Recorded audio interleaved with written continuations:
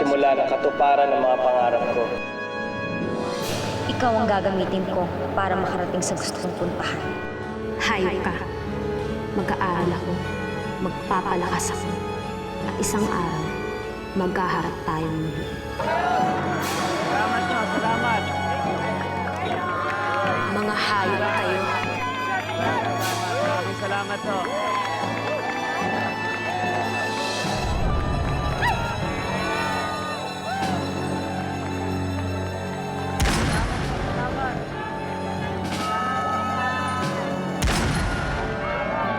Ngayon, ikaw ang panalo.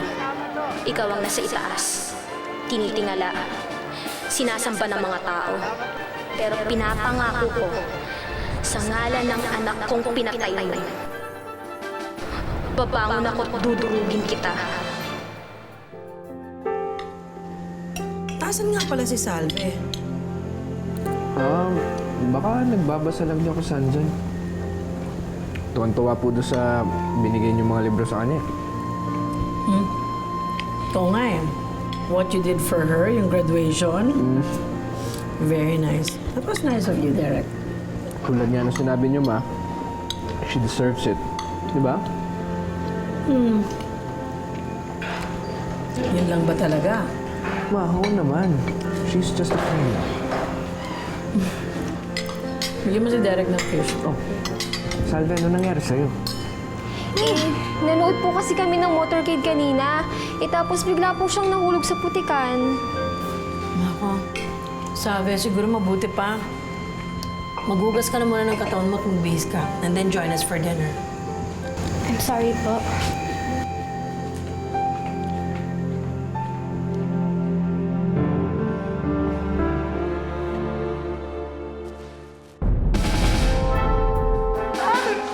Ano ba? Melvin? Melvin, ano nangyari sa'yo? Bakit ka tumakas? Tumuloy muna ako sa bahay ng isang kaibigan.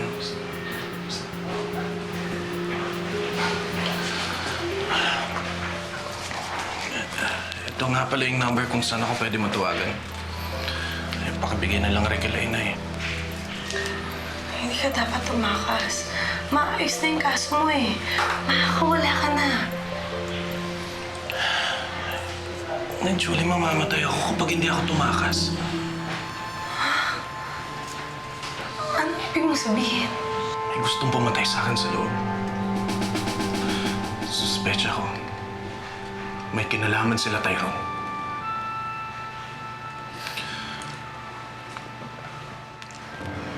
Julie. Julie, sumama ka na sa akin.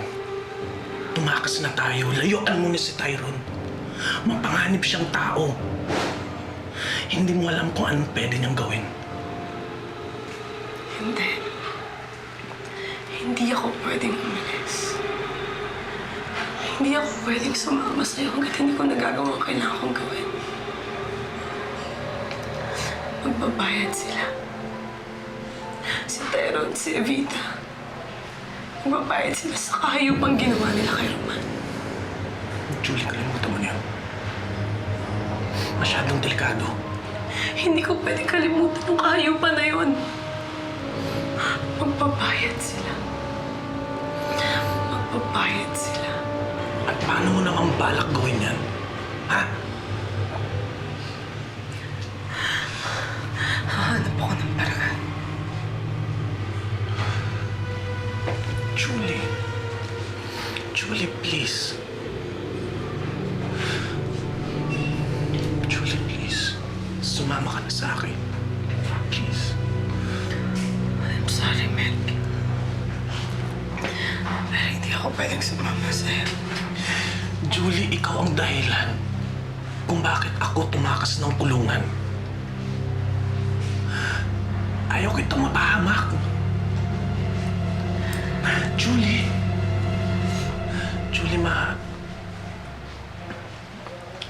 Julie, mahalaga ka sa akin. I'm sorry. Julie!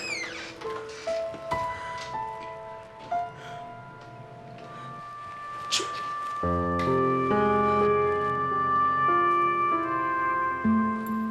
Nakausap ko na si Julie.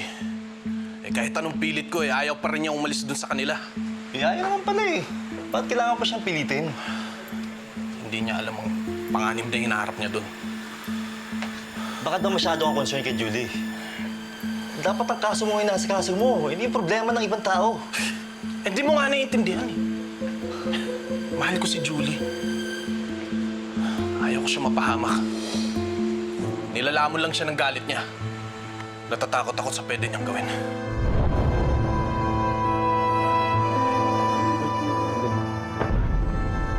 Ano po yun? Kailangan ko makausap si Governor Dumagis. May kailangan ako sabihin sa kanya. Ma'am, hindi po pwede. Pero kung gusto niyo po, mag-set po kayo ng appointment. Sigurado ako na gusto niyang marinig lahat ng mga sasabihin ko. Ma'am, tungkol po saan? Tungkol kay Evita Perantes. Sandali lang po. Gob, may naghahanap po sa inyo. Meron po daw siyang sasabihin tungkol kay Evita Perantes. Papasukin ko po, sir. Yes, sir. Sige po, ma'am. Pasok daw po. Sir. Good afternoon, Governor. Good afternoon. Sit down, please. Yeah, I'm all ears. And I must admit, nagtataka ako kung bakit narito ang kapatid ni Evita Perantes. Isa lang ang dahilan. Alam kong gusto mong pabagsakin ang wedding dito sa probinsya mo. At gusto kitang tulungan. Tulungang pabagsakin ng ate ko at lahat ng kasama niya sa operasyon niya. Sigurado ka sa sinasabi mo? Alam ko lahat ng operasyon niya. Kung sino ang mga namumuno at kung saan sila nagkukuta. At handa akong tumistigo laban sa kanilang lahat. Hindi madaling gawin ang sinasabi mo. Governor, kung kailangan niyo pa ng karagdagang ebidensya laban sa kanila, ibibigay ko sa'yo. Bakit mo ginagawa ito? Well, simple lang. Mali ang ginagawa nila. At gusto ko itong pigilan. Sigurado mo na yun lang ang dahilan? Hinaharap ko na sa'yo lahat. Gusto mong burahin ang wedding dito sa probinsya mo? Ano ba bang gusto mo, Governor? Kailangan ko muna makipag-usap sa mga ilang tao. Gaya ng sinabi ko sa'yo, hindi madali ang prosesong ito. Sa ngayon, palagay ko, kailangan mo ng proteksyon. Hindi na kailangan. Maaaring manganib ang buhay mo kung desidido ka sa gagawin mo ito. Wala silang alam sa ginagawa ko.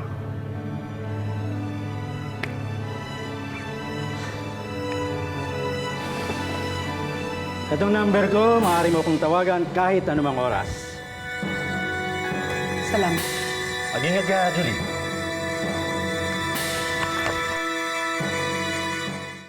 Walang last deal. Laro tayo. Mia. Nandito ka lang pala. Hello. Nandito ka lang pala. Kanina pa kita hinahanap. Eh, ito. Medyo marami kaming inaasikaso dito di ba, boys? Kaya kasarapan Kasarapan lang po. Sige na. Mauna ka na sa bahay. Susunod na lang ako. Paano na? Late afternoon na. Paggabi na. Hindi ba kayo hinahanap ng mga asawa ninyo? Kasi alam mo, itong asawa ko, si Mayor, maaga pa bukas. Maraming gagawin. Mayor, nauna na ako. Sige, mag-ingat ka. Uy, yung ano mo. Mag-ingat kayo, ha? Pasensya na po. Naku, walang problema yon. Kayo naman. Sige. Mag-ingat kayo.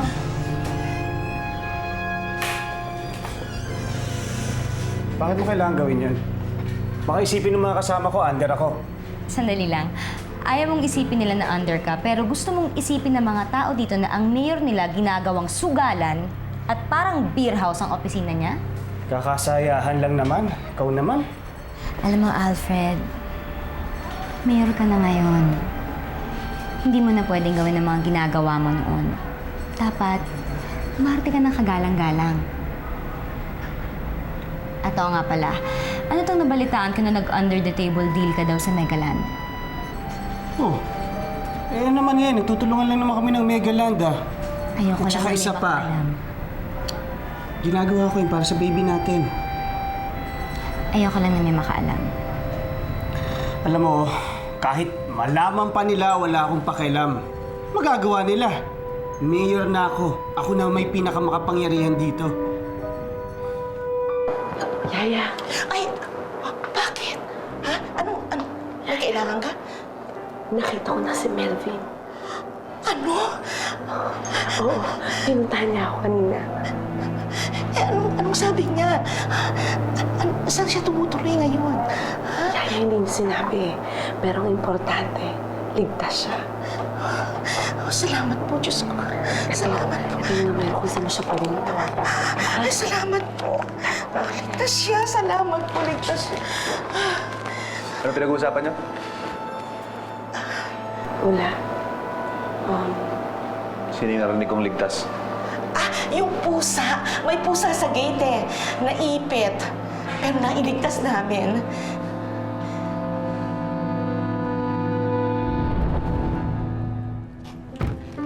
Thank you. Ang laki pala ng bahay niyo, parang katulad ng sa amin. 600 square meters yan. Eh, mas malaki yung sa amin, 650. Dito tayo umupo, mas mahangin dito.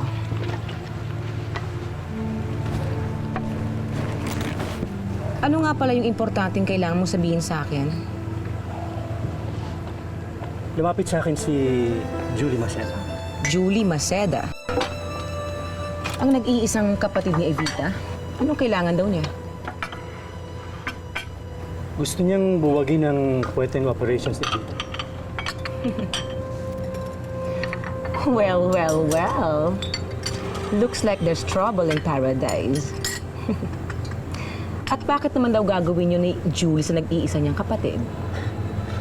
Sa basa ko, bilit siya kay Evita. Baka hindi pa siya nakaka-let go sa nangyayari sa kanila ni Roman. Sino si Roman? Kapatid niya ang husband ko, na naging boyfriend ni Julie. Magkaaway kayong mortal. Pero nagmamahalan ng mga kapatid ninyo. How romantic, parang Romeo and Juliet. Kung ganyang galit si Julie kay Evita, baka magamit natin siya. Fredo? Yes, ma'am. Manmanan mo si Julie. I have a feeling na mapapakinabangan natin siya. Hi! How are you? I'm fine, thank you. Hello! I'm pleased to meet you.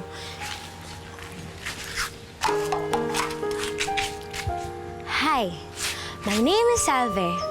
What's your name? Ano daw sabi? Hi, I'm Salve.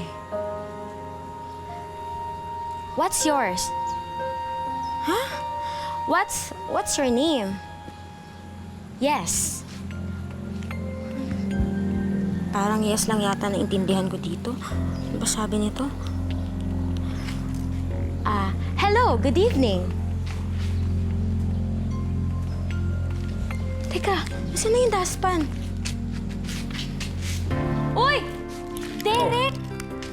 Akin na yan! Ba't ka naglilinis? Ha? Kasi Di ba madumi. sinabi ko sa'yo huwag ka maglinis, di ba?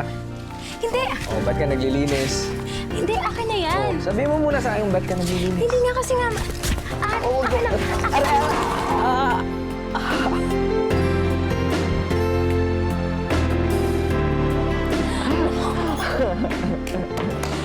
Yan po, boy. Ano tong kaguluhan na to? Anong nangyayari sa inyo? Ewan ko na. Wala po. O, tigilan nyo na muna yung laro na yan. Halika na't kumain na muna tayo ng almusal. Pero ang kalat pa po eh. Pabayaan mo ng sinita maglinis ng mga yan. Kaya na? Sige po.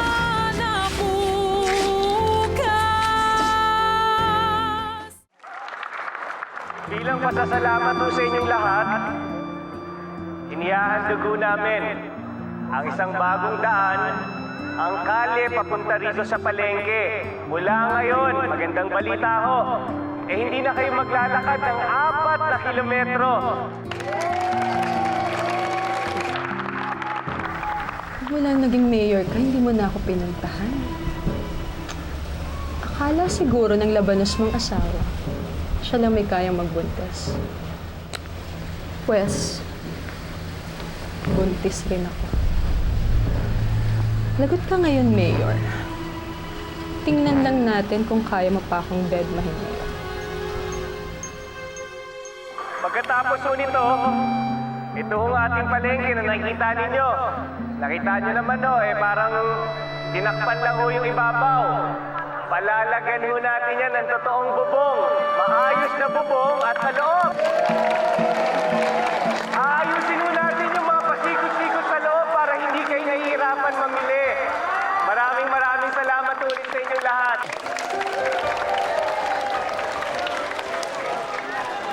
Salamat ha.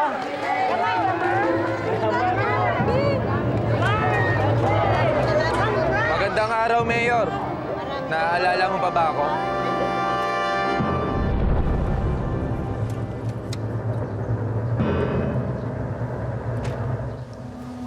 Magandang hapon po, boss. Oh, dito na yung bago nating bulahan. Opo, andyan na po sila. Tara. Juno.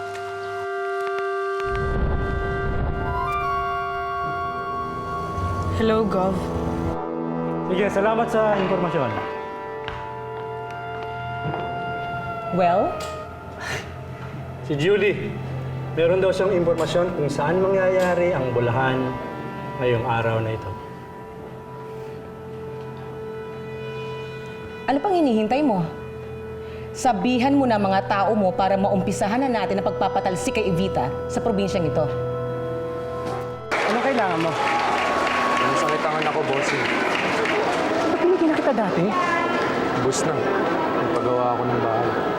Tsaka konti lang naman kailangan ko sa'yo. Para lang sa pagpapagamot ng anak ko. Ngayong mayor ka na, sigurado akong marami ka nang nadudugas sa mga kababayan natin. Kaya dapat lang ibalik mo sa mga kababayan natin na nangangailangan. Katulad ko.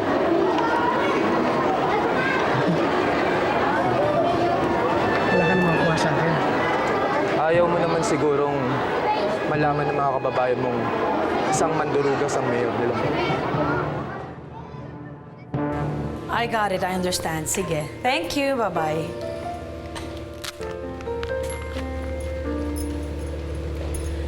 Alam mo, Salve, siguro dapat ayusin natin yung posture mo. Po?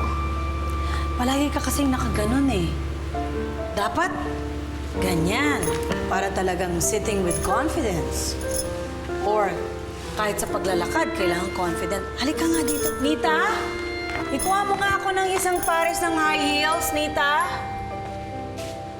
Halika. Kunyari ganito. Kung maglalakad, huwag kang tutungo. Diretso. The look of confidence. So, kunyari ganyan, lalagay mo yung libro. So, tatayo ka, confident ka. Kung maglalakad ka sa harapan ng publiko, parang ganyan.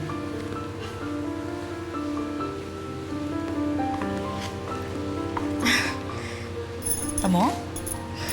Sige nga. Sige, isuot mo sa kanya. O, tulungan mo siya. Ay, dahan-dahan. Taas naman po nito. O, i-stable mo muna yung legs mo. Kaya, huwag kang tutungo. Diretso. Balance your body. Yan. O, ngayon, sige nga, maglakad ka. Huwag kang tutungo. Diretso. Look forward. Forward. Diretso lang. Feel confident. Look confident. Diretso. Pabalik. Yan. Sige nga. Ulit. Look at me. You're confident. Yan. Amo? Kitang-kita lalo ang ganda mo kapag ganyan ang posture mo. Pati hugis ng katawan mo, mas nakikita. Dahil maganda ang posture mo. Ano ka? Ay, nako. Wala, tinuturuan ko si Salve na baguhin yung kanyang posture. Di ba mas magandang ganyan siya? O, tingnan mo naman. Ang gandang bata. Mas kitang-kita mong ganda niya, hindi ba? Kung ganyan ang posture. Oh. Sayang naman kasi ang training ko bilang beauty queen ko, hindi ko magagamit, hindi ba? Oh, fast learner. Galing ah. Oh. Paabot mo na lang kay Mayor ang pasasalamat ko. Huli na yan, ha? Ano? Pinagsasabi mo. Subukan niya lang. Tignan natin kung ano mangyayari.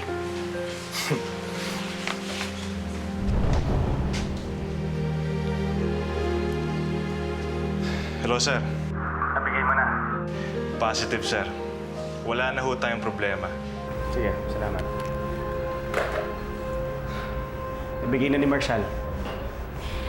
Babalik pa yan. Sa susunod naman, mag-e-enroll yung anak niya, kesyo namatay yung nanay niya, kesyo kailangan ng pera ng kapitbahay niya. Alfred, alam mo may punto si Bea. Alam ko naman yon. Hindi natin siya pwedeng bigyan ng bigyan tuwing hihingi siya. Kailangan natin humanap ng permanenteng solusyon sa problema yan. Kailangan malinis para hindi matrace sa atin. May panahon pa naman tayo para humanap ng solusyon sa problema. Bola. Oh, kumusta bola niyo dyan? Ha? Tama, sir. Ba? Tama? Ito. Kasi iba. Wala na ako! Raise down!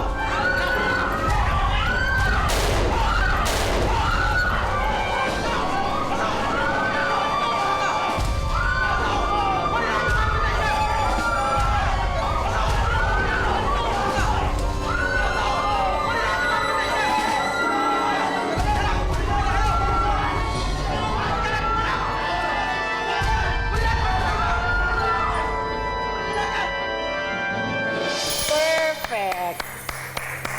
Pawis na to. Very good. Pwede na po ba, Lizelle? Naalala ko tuloy ng beauty queen ako. Ay, nako. Yan. Oh, bakit ma? Beauty queen ka pa rin naman hanggang ngayon ah. Hindi Di ba? na, nako. Tumatanda ng mami mo. Lipas Ay, na. Ma, malapit na ang birthday mo. Oh, ngayon. Celebrate. Ay, nako, Derek. Hindi na sila celebrate ang birthday ng mga tumatanda na. Bakit naman? Alam mo ma, kailangan natin i-celebrate ang birthday ng pinakamagandang mami sa buong mundo. Ang sweet talaga ng anak ko. Di ba? Pero wag na, naku. Malalaman pa ng mga tao kung ilang taon na ako. Hindi na sineselebrate yun. Nako, mag-celebrate na lang po kayo para makapunta po ako sa party. You see? Hindi po ako nakakapunta. Oh, you see? Talaga? Oh, ma, maganda yon para magkaroon ng magandang experience naman to sa Salve. At the same time, pwede niyang i-apply yung mga naituro mo sa kanya. Mas maganda siguro kung dito natin gawin sa rancho. Well, if you want. Pwede. What do you Sige. think? O, pero tutulungan niyo ako mag-ayos, ha? Ay, opo. Tutulungan mo ako, Salve? Oo naman po. So, okay na? Settled na? Sige. Okay, magkakaroon tayo ng Ay, special nako. occasion. Dito sa rancho. Birthday ni Mama. Ay, excuse me. Hello? Ano yon? What?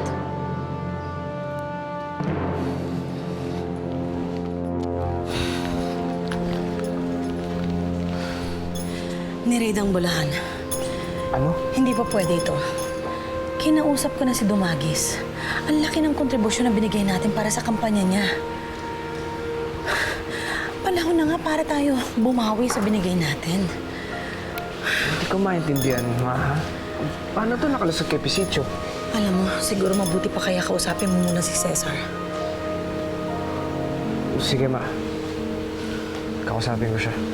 Nagbukas ako ng TV at napakaganda ng balitang bumulaga sa akin. Let me guess. Napakaganda ng episode ng Sis, no? Napanood ko rin yung balita tungkol sa raid. Well, palakpakan mo ang sarili mo dahil you did a good job. A very good job.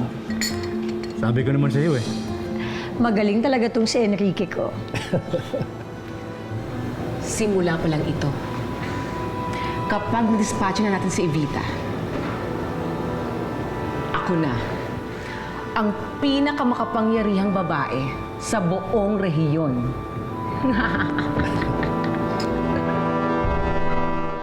Papasukin niyo sabi ako. Hindi Sabihin nga niyo pwede. si Beverly. Hindi ho pwede, may ginagawa pa si Mayor. Pag di niyo ako pinapasok, mag-eskandalo ako dito. Pag hindi kayo umalis, papakalad ko kayo sa mga security na to. Sige, ipagtabuyan niyo ako na malaman ng lahat ng taga San Marcelino kung anong klaseng mayor yung binoto nila. Mas nga kayo dyan!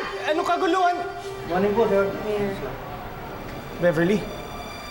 Kanina pa nga ako nagpipilit pumasok eh. Ako na bahala dyan. Pumasok lang sa loob, ha? Sige po.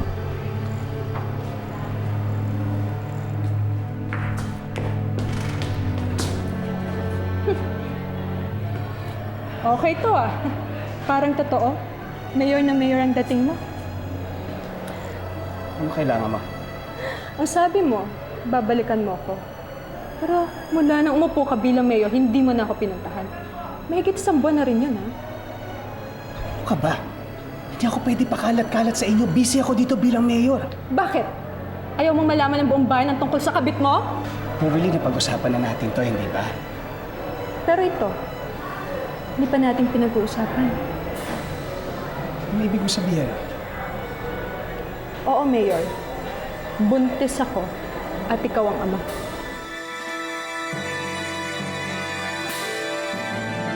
Nasaan si Salve?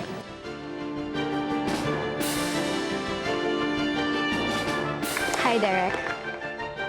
Sino nga palang nagpapatakbo ng operasyon? Si Derek, yung anak ni Evita. Gumawa ka ng paraan para itumba ang Derek Perantes na yan. Ibig mong sabihin, hindi mo alam. Ang alin? Ang tungkol sa anak mo. Anong ibig mong sabihin? Hindi siya namatay sa pagsabog. Nasaan siya ngayon? Nasaan ang anak ko? Si Derek. Siya ang anak mo.